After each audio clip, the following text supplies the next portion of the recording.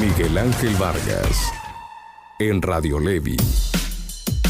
Gracias por continuar con nosotros. Saludo a través de la línea telefónica al especialista en desarrollo social con equidad del Centro de Estudios Espinosa Iglesias, al investigador Rodolfo de la Torre. Rodolfo, muy buenos días. Buenos días a toda la audiencia. Pues vimos con interés el informe de Movilidad Social 2019 y la desigualdad de oportunidades en México. Para la gente que nos está escuchando, quisiera comenzar con algo pues muy básico, medio didáctico, de explicarle a la gente, si nos pudieras ayudar a explicar qué es esto de movilidad social. Movilidad social es nuestro progreso respecto a nuestros padres. Es decir, como de una generación a otra cambiamos nuestra situación socioeconómica. Y en el caso de México, pues hemos detectado que esta movilidad, desafortunadamente, pues no ha ido en ascenso. Al contrario, hemos tenido, aunque sea levemente, cierto retroceso. Es decir, en otras palabras, analizar si naces pobre, te mueres pobre, si naces rico, te mueres rico. De esto se trata. ¿Qué refleja la actualización pues de esta revisión que hacen en este 2019? Bueno, un primer elemento es que en 2011, cuando levantamos nuestra encuesta anterior, detectábamos que de la población con condiciones de mayor pobreza, pues alrededor de el 70% alcanzaba a mantenerse en esa situación, persistía en la situación de pobreza. Para 2017, que es la última encuesta que hemos levantado, tenemos que ahora esto es de 74%. Es decir, estamos hablando de porcentajes muy elevados de la población con la mayor adversidad económica que permanecen desafortunadamente en ella. ¿Qué es es diferente por región del país? Es bastante distinto.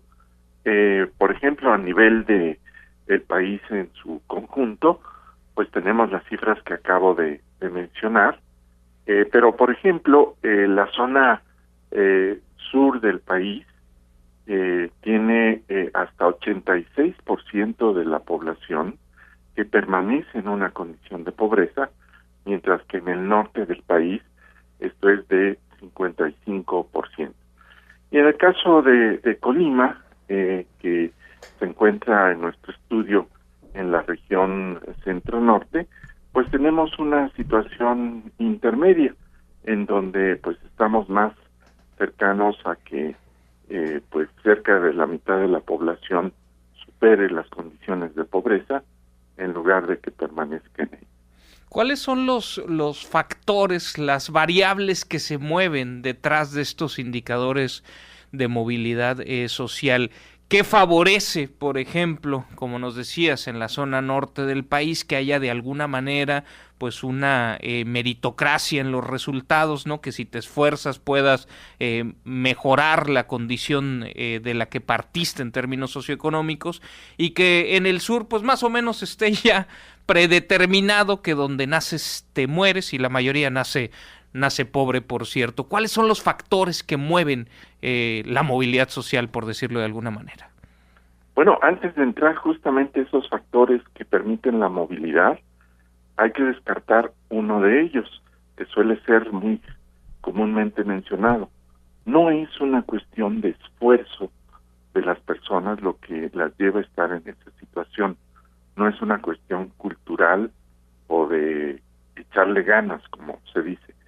Estas diferencias tan enormes que hay entre el norte y el sur del país, lo que tenemos es que se deben a diferencias en las oportunidades abiertas a las personas. Parte de esas oportunidades están ligadas directamente a su hogar, es decir, cuando se nace en un hogar con una riqueza muy baja, donde los padres han tenido poca escolaridad, han enfrentado problemas para cuidar su salud, el entorno que viven es en general ya de una pobreza que ya ha persistido. Bueno, esto se transmite de una generación a otra, aunque las nuevas generaciones hagan su mejor esfuerzo por salir de esta situación. Pero también hay otro conjunto de circunstancias que influyen y que tienen que ver con la política pública, es decir, con las acciones del gobierno para mejorar a las personas, o al menos intentarlo. Y dos de ellas son muy importantes. Una es el acceso que tengan las personas a servicios de salud, al cuidado de su salud, y otra es la calidad de la educación a la cual pueden acceder. Estos dos elementos podrían, en parte, romper las condiciones de transmisión de la pobreza de una generación a otra.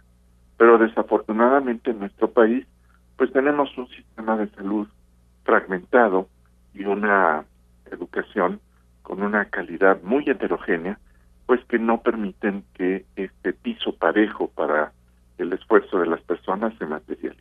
Se reproduce en estas dos políticas públicas las propias desigualdades que buscarían ser herramienta para superar, ¿no? En algunos casos así es. Por ejemplo, aunque hay cobertura muy amplia en el sistema de salud, cerca de 13% de las personas no tienen acceso a ningún tipo de sistema de salud pública, pues lo que encontramos es que este sistema de salud público pues es muy heterogéneo en cuanto a la atención que da a los padecimientos de las personas. Lo que todavía es el seguro popular pues no se compara en digamos la calidad y la extensión de la atención respecto a pertenecer al seguro social, y eso que ambos han enfrentado problemas importantes en los últimos tiempos. Lo mismo en la educación. Las escuelas en el norte del país están mejor equipadas que las del sur del país, que pues frecuentemente carecen de piso, de baños, de pizarrones, en fin, de lo más elemental para funcionar.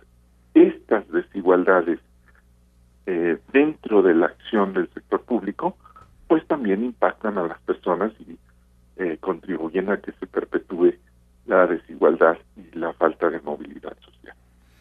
Veía en el estudio una gráfica en la que muestran los factores determinantes de la desigualdad de oportunidades en cada una de las regiones. Me llama la atención, por ejemplo, que en la región norte, pues dentro de estos factores que determinan la desigualdad en oportunidades, sí pinta el tono de piel 5%. ¿Nos pudieras contar un poquito de estos factores que determinan la desigualdad de oportunidades? Sí, efectivamente, dentro de los elementos más bien asociados a las personas, pues lo que tenemos es que la riqueza de los padres, pues es lo más determinante de las oportunidades que van a tener los hijos. Y esto habla pues de que hay un proceso de acumulación de desigualdades que se resume en distintas posibilidades de acceso a la riqueza y en consecuencia pues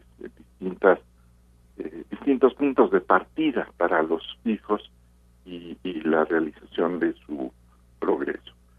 Pero en algunos casos no es una cuestión de desigualdad económica acumulada, sino más bien un trato diferenciado a las personas, y este trato diferenciado tiene que ver con tres elementos. Primero, cierta discriminación entre hombres y mujeres, pero también cierto trato diferente, más ventajoso, para aquellos que tienen piel más clara respecto a aquellos que tienen una piel más morena. Y finalmente también detectamos pues un tema de trato discriminatorio hacia aquellos que tienen lengua indígena o que hablan todavía lengua indígena y que en consecuencia también los pone en una situación de desventaja. Presentan en el informe datos por regiones, como las han dividido para el propósito del mismo. El caso de Colima está dentro de la región centro-norte, que ya nos compartiste algunos de los datos de esta región. Supongo que por la naturaleza de los mismos, tal vez, aunque no los presenten, tienen algún desglose de datos por entidad federativa. ¿Hay algo que llame la atención del caso Colima? Aún no tenemos información por entidad federativa, pero próximamente vamos a generar un reporte que nos permite hacer esta distinción. Lo que hemos hecho, sin embargo, es agrupar, para propósitos del levantamiento de la encuesta, a las entidades federativas por una serie de elementos que le dan cierta homogeneidad.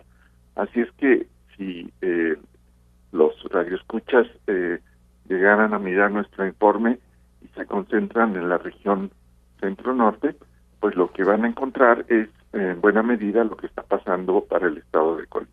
¿Qué características percibes en cuanto a movilidad social de esta región que valga la pena destacar? Bueno, es una región intermedia, aunque ligeramente más parecida a lo que ocurre con los estados de la frontera norte de nuestro país. Es decir, hay una movilidad social considerable, aunque pues si la comparamos con estándares internacionales, pues todavía es relativamente modesta, y ciertamente se distancia notablemente de la que ocurre en el sur del país. Puesto de otra forma, por ejemplo, si una persona en situación de pobreza nace en Colima, tiene por lo menos el doble de oportunidades de salir de la pobreza que si hubiera nacido en el sur del país, aunque la salida de la pobreza se facilitaría todavía más si se hubiera nacido en la región norte. Hay muchos elementos entonces todavía que mejorar en Colima, en la región a la que pertenece, pero por lo pronto tenemos cierta fluidez que supera al promedio nacional y en particular al sur. Decías el doble de oportunidades que en la región sur. ¿Cuál es la probabilidad de que una persona que en esta región en la que pertenece Colima, que nace en pobreza, la supere? Como mencionaba, es poco menos del 50%. Entonces estamos hablando de que, pues sí, nacer en Colima, pues da casi un volado en términos de estas posibilidades de superación de la pobreza. Es un poco menos que eso, pero se compara favorablemente con el sur del país, en donde es apenas 14%. Y aunque ya estoy sobre el tiempo, ¿hay emanado estos datos alguna recomendación de política pública? Hay varias, y las resumo muy rápidamente. Un sistema de seguridad social universal, es decir, que todos puedan atender su salud y los temas de riesgo laboral, incluyendo pensión. Homogeneizar la calidad educativa. Tenemos allí un problema en donde pues hay un rezago particularmente en la atención al sur del país. Y finalmente, darle a los trabajadores una atención en donde sus derechos no se pierdan por cambiar de actividad o de puesto de trabajo, y entonces permitir la flexibilidad laboral con seguridad. Veo en el caso de la región centro-norte que aparece alto el porcentaje de incidencia como factor determinante de la desigualdad de oportunidades, el tema de si se pertenece o no a una localidad urbana. Esto me lleva a pensar que estas recomendaciones que hacías deberían de atender a las zonas rurales, ¿no? Que ahí hay desventajas. Efectivamente, hay algunos lugares, como es el caso de la región donde se encuentra Colima, en donde los contrastes rural-urbanos son muy fuertes. Y eso significa que sí hay que hacer un esfuerzo particularmente en aquellas zonas dedicadas a las actividades agropecuarias, pero en general a las zonas rurales, es decir, localidades de pequeño tamaño. Pues Rodolfo, te agradezco muchísimo tu tiempo y la información y el detalle de tu explicación que has compartido con nuestro auditorio. Gracias y buenos días, te saludamos desde Colima. Con mucho gusto. Buenos días. Rodolfo de la Torre, especialista en desarrollo social del Centro de Estudios Espinosa Iglesias. Vale la pena echarse un clavado en este estudio. Este tema no podemos desligarlo de muchos de los problemas que vivimos en nuestro país, entre ellos de la violencia. Esta sensación de que quien nace pues con carencias, pónganle si quieren calificativos más severos, va a morir con carencias y que no va a pasar de ahí, y que las únicas alternativas de ascenso económico pues luego las encuentra no en la vida lícita. Esto tiene que cambiar si queremos resolver de fondo los problemas de nuestro país. Permítanme hacer una pausa y continuamos. Miguel Ángel Vargas, en Radio Levi, en Radio Levi, en Radio